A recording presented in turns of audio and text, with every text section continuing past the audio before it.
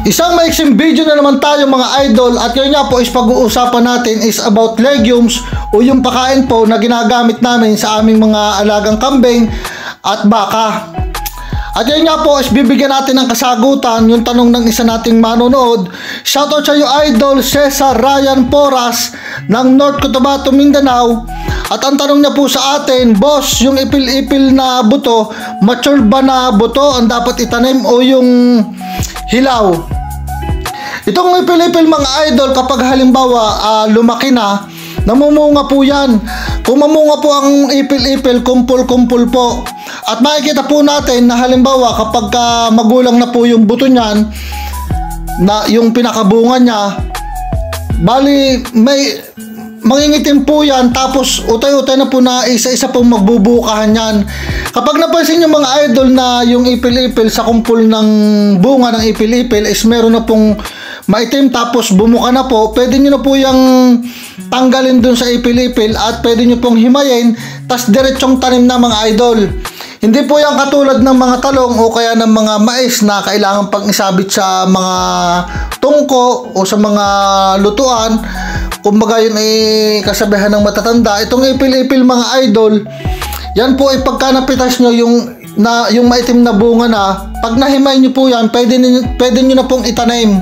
Kung bago pa lang kayo mga idol magtatanim nitong ipil-ipil, pumili po kayo nung magandang variety ng buto nung ipil-ipil.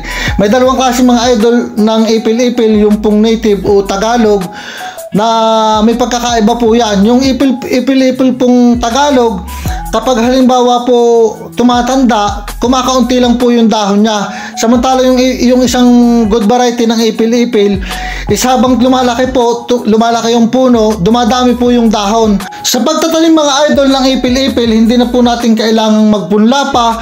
Pwedeng diretso na po. Kada isang hukay, 3 buto po, para kung sakali hindi sumibol yung isa, meron pang 2. At lagyan po natin halimbawa 1 metrong pagitan kung gusto natin na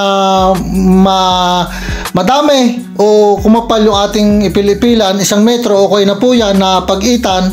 Para sigurado mga idol na sisibol po yung itinanim nating ipil-ipil, itaon po natin na medyo naambon o naulan, basaan lupa kapag magtatanim po tayo nito. At sigurado mga idol, napakabilis pong sumibol.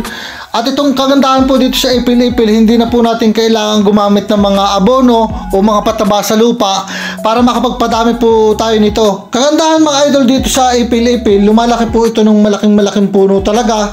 At habang lumalaki po ito, dumadami po yung dahon at sanga po nito. Na kung halimbawa meron lang po tayong isang baka lang yung alaga natin, is yung isang puno po na malaki is kaya po natin pagkasyahin sa loob ng 1 linggo, napakain sa ating alaga. O kung halimbawa meron tayong lakad o pupuntahan, is nasa piling lang natin ng bahay yung tanim natin, is hindi po tayo mamumroblema ng pakain sa ating alagang kambing o baka. Yung about naman mga idol sa pagputol nito ng ipil-ipil, meron na po tayong ginawang video dyan. Paka-check na lang po dito sa channel natin. Kasi itong ipil-ipil mga idol, pag halimbawa napasibol na po natin, sa loob po ng 4 na buwan, medyo malago na yan, pwede na po nating putulin. Para makapagpadami pa po tayo ng maayos, mapasanga po natin ng maayos, mapatibay rin po natin yung pinakapuno ng ating ipil-ipil. Sa mga nanonood po sa atin dyan na may mga alagang baka na o kaya may mga tanim ng mga pakain katulad ng halimbawa na pear o kaya mais, try nyo mga idol tong ipil-ipil, napakaganda po para sa baka. Mayaman po ito sa protina na nakakatulong po, lalo na kung halimbawa ang ating mga baka is bagong anak. Andyan po yung talagang minsan namamaya talaga, kumikilis yung katawan, hindi maiwasan po yan.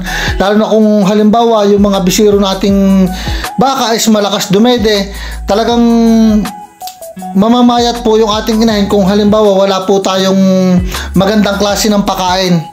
At sa halip mga idol na bumili kayo ng page, try nyo pong magtanim nito. Pwede nyo po itong ihulip sa mga taniman nyo ng napir o sa taniman nyo ng mais, o kaya kung halimbawa sa pastulan nyo, sa tabihan ng mga lote nyo, pwede nyo po itong itanim. At subukan nyo mga idol, dahil subok na po namin itong pakain na to na napakaganda talaga, kaya lagi ko pong ipinopromote o lagi ko pong isinasuggest sa inyo na nag-aalaga ng baka at kambing. Panatilihin lang natin mga idol na laging hawan o hindi nayayapos ng mga baging yung ating puno ng ipil-ipil para maiwasan mga idol na pamahayan po ito ng mga insekto katulad ng mga lisa-lisa, yung mga langgam na malalaki. Kapag ganun po kasi na pamahayan yan, hindi po nakakadahon ng maayos o minsan namamatay po yung ating tanim na ipil-ipil. Kagandahan din sa mga idol sa ipil-ipil din, palibasa maliliit yung dahon, hindi po masyadong pinamamahayan ng mga ibang hayop o kaya ng mga insekto, kasi mayroon din po ang ipil-ipil na kakaibang amoy na ayaw din po ng mga insekto. Kaya kumbaga makakapagpalago po talaga tayo nito at mapapaganda po natin kung meron na po tayong tanim nito. Iwasan natin mga idol na mag-spray ng kung ano-anong mga gamot o mga pesticide sa ating mga tanim na ipil-ipil. Baka po mamaya maging dahilan pa po yan na mapasama yung ating mga alagang kambing at alagang baka.